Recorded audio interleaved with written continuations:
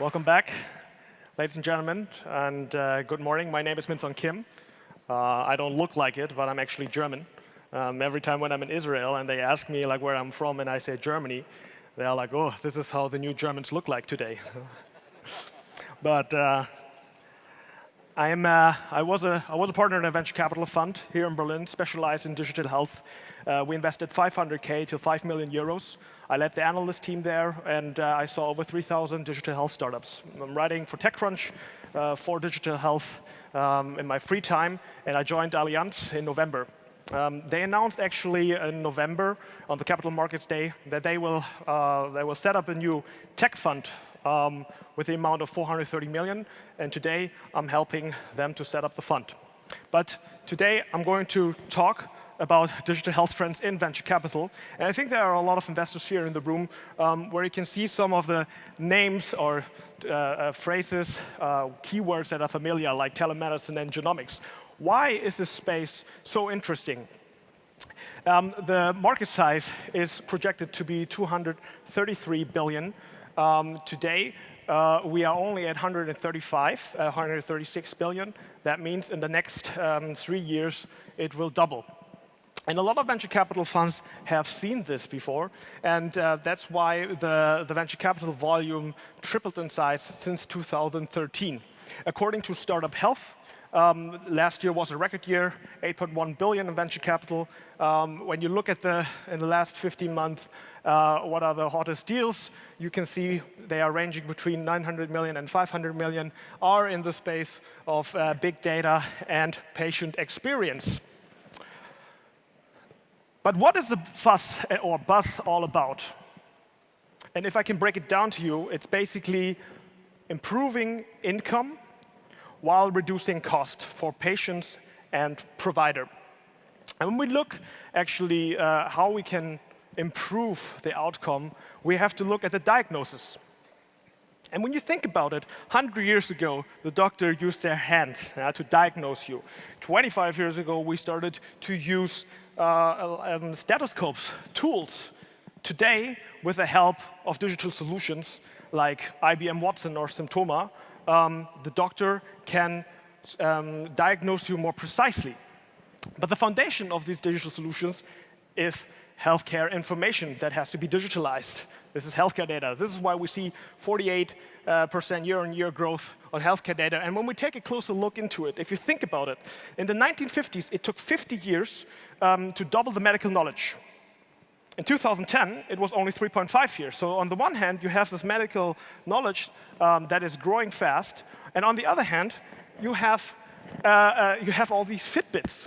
And also, one of my, I think it was my second investment, my sugar. Yeah? These consumers are generating data, healthcare data, and they want to share it. And so this is one of the reasons, or one of the trends that I see in digital health. The other one, it's slightly connected with that, is clinical trials. Now, with all the immense, huge amount of healthcare data, we can reduce the time that we spend on clinical trials. Here in the UK, we had 7 years. With the help of healthcare data, we reduced it to 2 years. 2 months. Next trend is genomics. Look at this.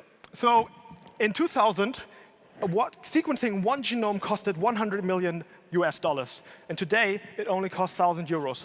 Why is it so exciting? Because if we understand our body better, we can enhance our therapeutics and tailor it to the body. And that means every person doesn't become a number in the healthcare system. It actually has its own precise or personalized medicine. And this is where the other trend is going around.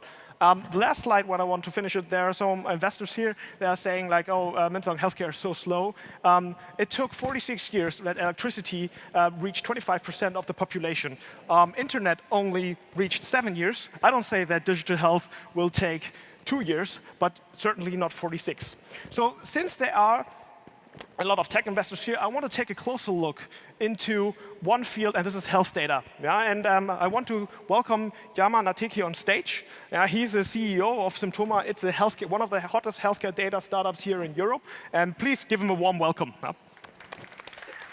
Thanks for having me. Let's stand. Okay. Too much energy to sit down.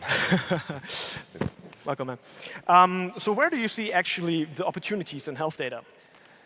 There's this big treasure chest full of gold hidden somewhere. We all know it.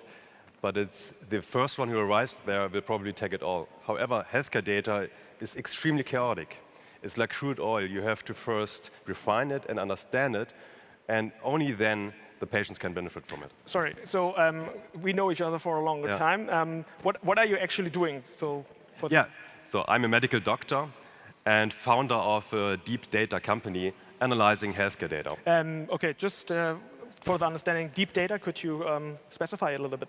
Sure. So deep data makes sense of big data sets by understanding and all the meaning and associations of each and every data point. But who's paying for that, for your solution? Healthcare companies, health insurance companies, pharmaceutical companies, medtech companies, telehealth companies.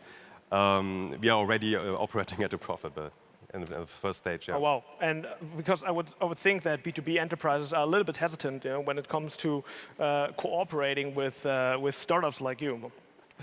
Yeah, luckily for us, it's even vice versa. So they are throwing millions of anonymized patient data at us even before closing the sale. And the reason why is they have a huge pressure and are craving for a solution. Such as healthcare insurance companies, they can reduce costs by 3%, overall costs by 3%, capitalizing on our analysis. But why you? I mean, there are IBM Watson, Google DeepMind, a lot of other tech companies. Why do they choose you? Why should they choose you? We have already won and outcompeted in projects competing directly against IBM Watson, against Google DeepMind, Yandex, and Bing. Our competitive edge lies in having worked in the deep understanding of healthcare data for 10 years in a small village in Austria, so we had no distractions at all. And furthermore, we had no choice, so failure was not an option. We had to push through it, and as opposed to our counterparts in the corporate and well-funded world. Well, I mean, like, it was a 7th acquisition offer that you have.